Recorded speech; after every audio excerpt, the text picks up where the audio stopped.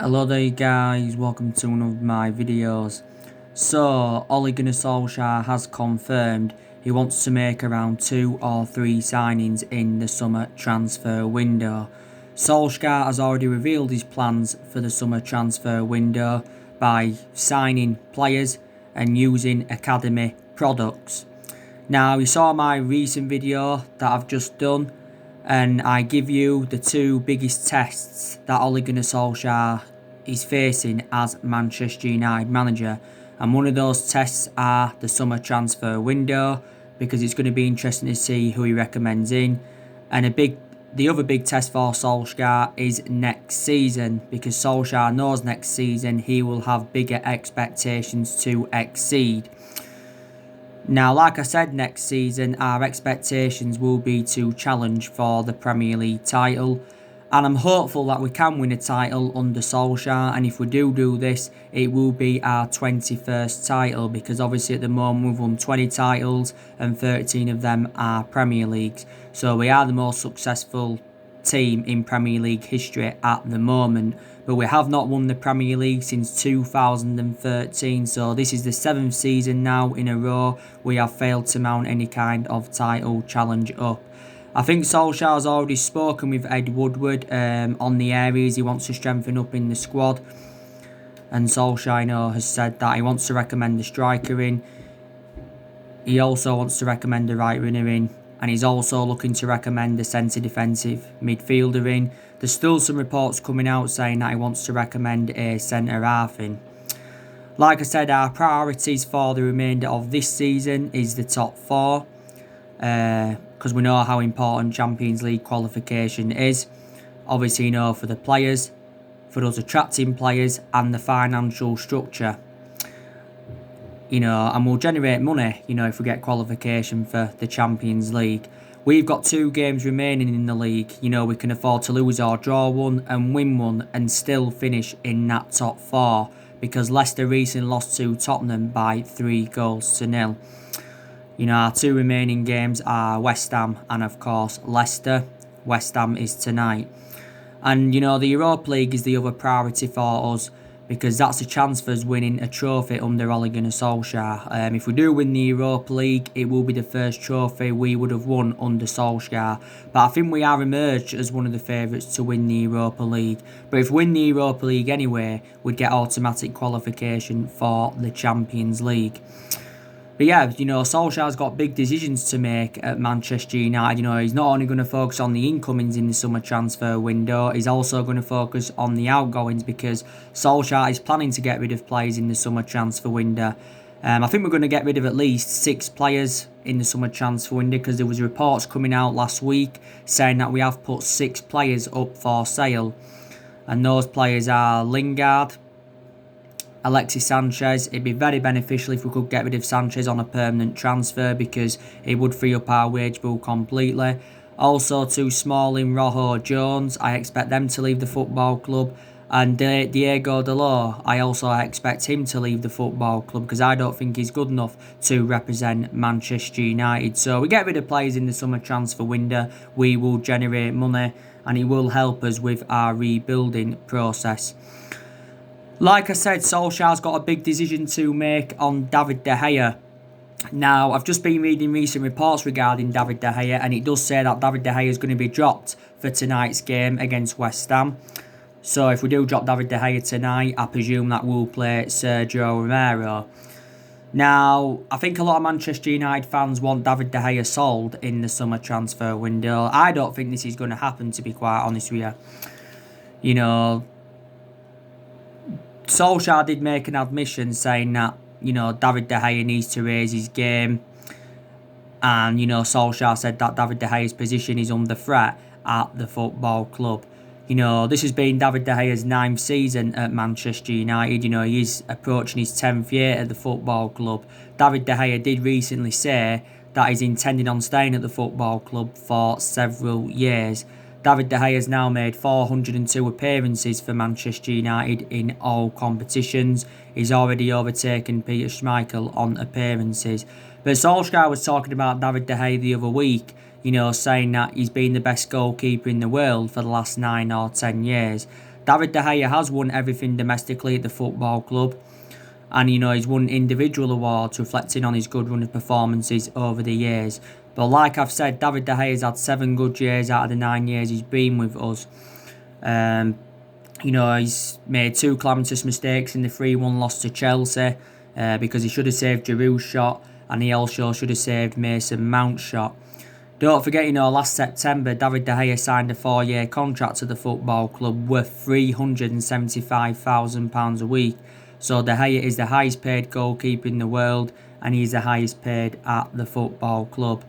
When David De Gea does leave Manchester United, like I've said before, he will go back to Spain. Because back in 2015, he was very close to joining Real Madrid, but due to a fax machine, the deal never materialised. David De Gea, don't forget, began his footballing career in Spain with Atletico Madrid, and he was born in Spain, and his relatives and that are from Spain. So this is the main explanations why I think he'll go back to Spain when he leaves Man United. If we were considering selling him, I think we'd probably want maybe in the 50 odd or 60 odd million pound range. We'd definitely get more than the 18 odd million pounds that were paid for him from Atletico Madrid back in 2011. But if we was to get rid of David De Gea, who would replace him at the football club? Because there's a lot of good goalkeepers out there. But I think, possibly Dean Henderson could be our number 1 goalkeeper for next season. Solsjaker was talking about Dean Henderson the other week, and he said, he will be Manchester United's number 1 goalkeeper and England's number 1 goalkeeper in the future. But he also said he's not yet ready to become Man United's number 1 goalkeeper. Now, Dean Henderson's on loan with Sheffield United at the moment. Reports were coming out yesterday, like I updated, just saying that Man United have been in talks with Dean Henderson over him possibly signing a new long-term deal at the club. But reportedly, Dean Henderson is demanding around 100 grand a week. Reportedly, Chelsea are willing to more than double his wages. Chelsea are willing to offer him £170,000 a week. Dean Henderson's on like 70 grand a week at the moment, but Sheffield United are paying the vast majority of that. Dean Henderson has been Sheffield United's player of the season. That's one admission I have got to make. But I think, we have got to now get rid of David De Gea. This is, what I do believe, but I don't think we will in the summer transfer window. And Solskjaer said that, there's no pressure on David De Gea. I think next season, probably Luke Shaw will remain our first choice left back because there's a possibility chance that Brandon Williams could become our first choice left back. But I think maybe in the next couple of years, Williams could be our first choice left back. Obviously, Luke Shaw's more experienced than Brandon Williams. Luke Shaw's is he in his mid-20s or something like that? This has been Luke Shaw's 6th season at Manchester United. We paid around £30 million in from Southampton. My only element of concern about Luke Shaw is that he's injury prone. He has missed our last 2 games with an ankle injury, but I think he's going to be available for selection tonight against West Ham. He's going to be available for selection. So there you go. But the summer transfer window will be Ole Gunnar Solskjaer's 4th transfer window as Manchester United manager, and it will be his 2nd summer transfer window because he's already overseen 1 summer transfer window. I'm not sure what our transfer budget's going to be for the summer transfer window. It did confirm before the resumption of the season that we had taken around a £140 million loan from our £150 million revolving credit facility to help us get the players that we want in the summer transfer window. I think our plans for next season, our pre-season plans and our transfer strategy are all up in the air due to the uncertainty of how the current season will finish. But we do know one thing, the summer transfer window is opening in 5 days' time. It is opening on the 27th of July. But one admission I have got to make, our recruitment's really, really improved under Solskjaer. Because, Solskjaer's brought 5 good players into the football club so far and spent around 220 million on them. Well, Solskjaer's made 4 permanent signings because obviously, he got Odin Igalo on loan. I think we've just recently announced 3 signings. I think we've just signed 3 academy players as well. And, we have got a lot of good young players coming through. And I did say, didn't I, in regards to Ole Gunnar Solskjaer, he has promoted the youth fantastically well at Manchester United. But more or less, everybody's been given their chances too. Everybody's been given their chances to express themselves, you know. So that is one good thing. That is one good thing. But like I said, we've been criticised for several years, reflecting how poor our recruitment policy's been. We've also been criticised for overpaying for players because I will admit in, recent years we have overpaid for players. Like I said, there's been a lot of problems at the football club for several years. We've had a lot of problems with the club's board. We've had a lot of problems with the club's ownership, the Glazers. We've had a lot of problems with Ed Woodward. The Glazers have been with us since 2005 and Woodward has been with us since 2012. I would obviously was very, very critical of Ole Gunnar Solskjaer earlier on in the season because earlier on in the season we'd enjoyed our worst start to a Premier League season for 30 years. And we had a lot of bad results earlier on in the season. We had that 2-0 loss to Palace. We had that draw with Southampton. We had that 1-0 loss away at Newcastle. We had that 2-0 away loss at West Ham. We had the 2-0 home defeat to Burnley in January. That was our last defeat in the Premier League. But we are unbeaten in our last 12 Premier League games. We was unbeaten in our last 19 games until Chelsea beat us in the FA Cup semi-final. But that's only one defeat in 19, so that is still pretty impressive. But, we've got to give Ole Gunnar Solskjaer more time at the football club, because this has been his first full season at Manchester United. Reflects on how long he's been with us, he has learned quite a few things. Obviously, he has gained now managerial experience because Man United is the third club in his managerial career. But yeah, we'll give him another season because it is a transition period and it has been a transition period for a while. So obviously, we're going to give him another season at the football club. Like I've mentioned on my other videos, Solskjaer is inheriting players either from the Jose Mourinho era, is inheriting some players either from the Van Gaal era. There's still matter either from the David Moyes era, and there's still a few players either from the Alex Ferguson era. But the vast majority of this team is Jose Mourinho. So let's just put that into the equation. But I don't know if Solskjaer has a foreseeable future for Manchester United. Like I said, I was disappointed that we didn't get to the FA Cup final. I wanted us to win the FA Cup because, like I said, the FA Cup was a priority for us. But silverware is very imperative for us, because obviously, we've won like 45 trophies in our history. 38 of them trophies came under Alex Ferguson. Obviously, we won the FA Cup under Louis van Gaal and the Europa League and the League Cup under Jose Mourinho. So we've only won 3 trophies since Alex Ferguson's retirement. So that just indicates how inconsistent we have been. But in the last 7 years, Manchester United have really, really been playing catch-up. We've obviously, spent a hell of a lot of money. We've purchased 30-odd players in since Ferguson left. We've had different managers, with different philosophies and that. And, Solskjaer's our 4th permanent manager since the Alex Ferguson era.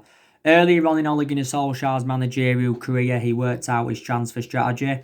And he said, he wants to recruit young British talents to Manchester United. And, 3 of the 5 players that he's brought in so far, are obviously, British.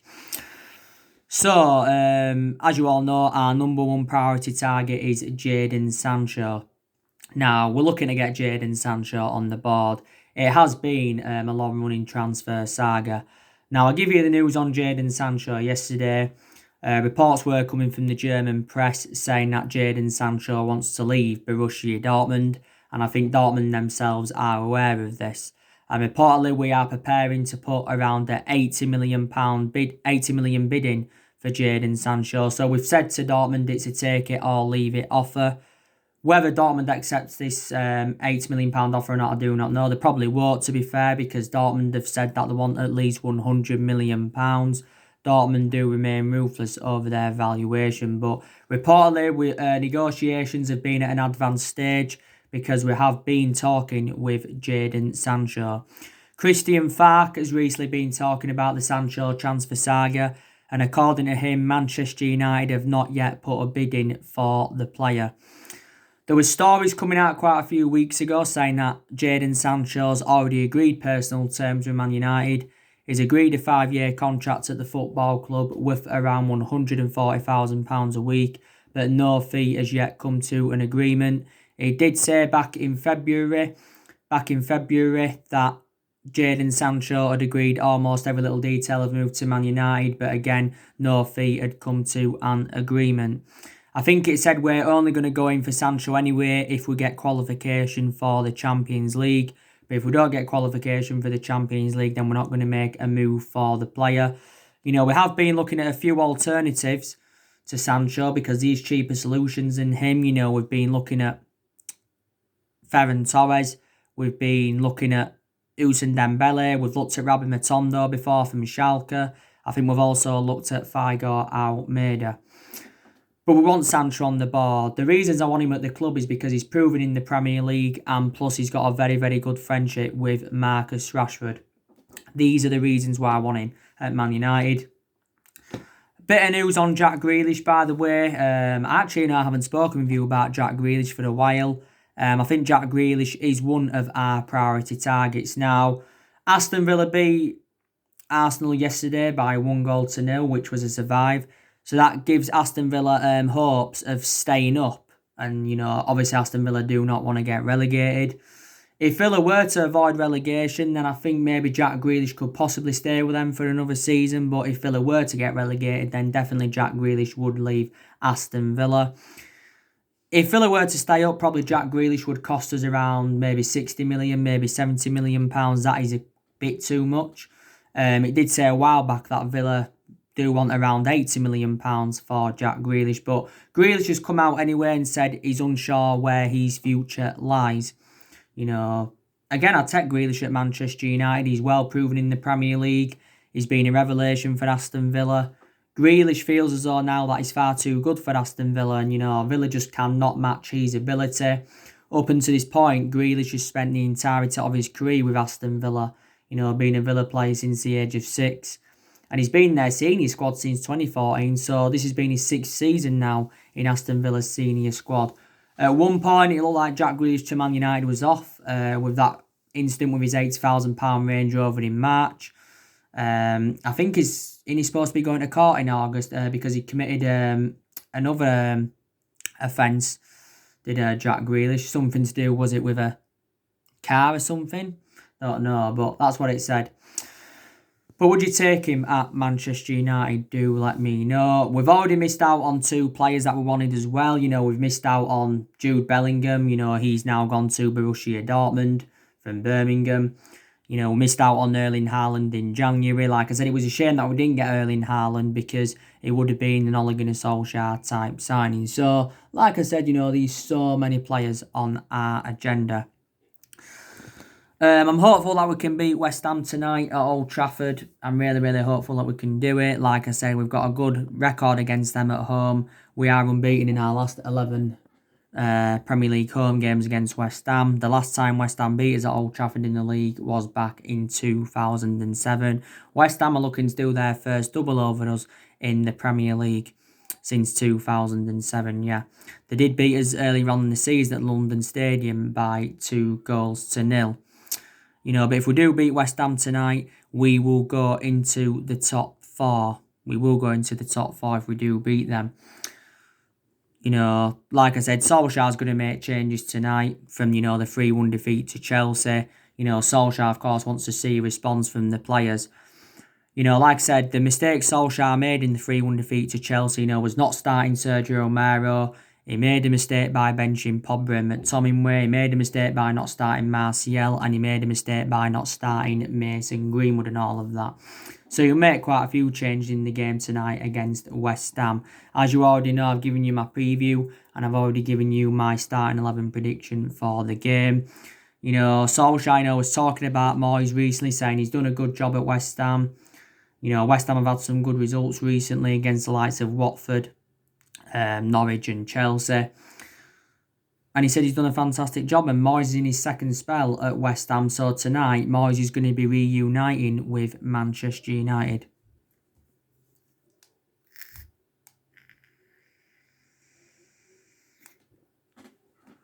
Moyes is going to be reuniting with Manchester United and that because, Moyes is a former Manchester United manager. But yeah, the game against Leicester on the final day of the season, that's going to be the difficult one. But like I said, we win one of our 2 remaining games, we will finish in that top 4. But even if we don't finish in the top four and win the Europa League, I still think Solsjaker will definitely be Manchester United manager next season. I really, really do. You already know the news regarding Pogba. We're hopeful of getting him a new contract. To be fair, though, we've extended a lot of players' contracts since Solskjaer got recommended into the football club. I think we've still got around 8 players' contracts that are due to expire next year. So we have got to make a decision on those 8 players. So yeah.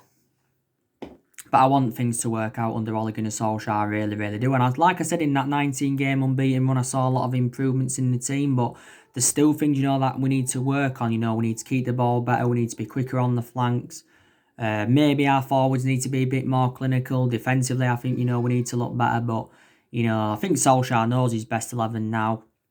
I think he also knows his best formation. I think he's going to mainly stick with that 4-2-3-1 now. In the game against Chelsea, started with 3 at the back, but when Bay came off injured, he reverted back to the 4-2-3-1 formation. But yeah.